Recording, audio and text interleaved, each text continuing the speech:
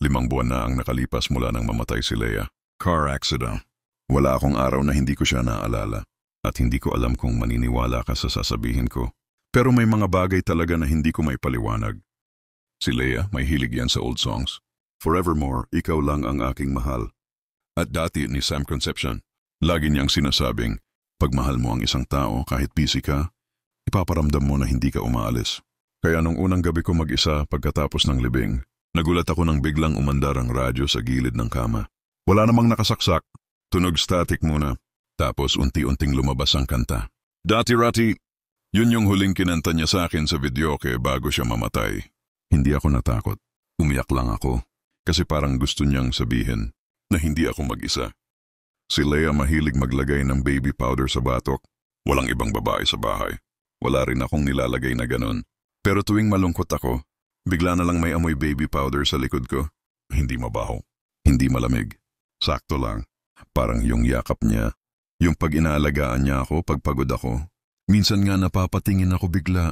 Parang may dumaan na presensya. Hindi masama, hindi mabigat. Parang siya. Bago siya mamatay, may inside joke kami. Kapag 11:11 dapat mag-wish, lahat ng 11:11, siya ang naalala ko. Pagkatapos niyang mawala, tuwing 11:11 ako nagigising. Hindi ako naniniwala sa coincidences dati. Pero 2 linggo, sunod-sunod, eksaktong 11:11, hindi ko na alam. At tuwing titingin ako sa oras, ramdam kong may nakatingin sa akin. Hindi masama, parang concerned lang. Ito yung hindi ko makakalimutan. Yung favorite namin na tambayan tuwing umuulan, yung place sa likod ng bahay. Madalas niya akong hatakin doon pag bored kami. Dito tayo huminga, sabi niya lagi. Isang gabi, umuulan ng mahina. Lumabas ako doon para mag-smoke. Paglingon ko, may upuan na sobrang basa. Parang may nakaupo pero wala namang nakaupo. At sa tabi ng upuan, may nakabukas na payong. Yung payong niya.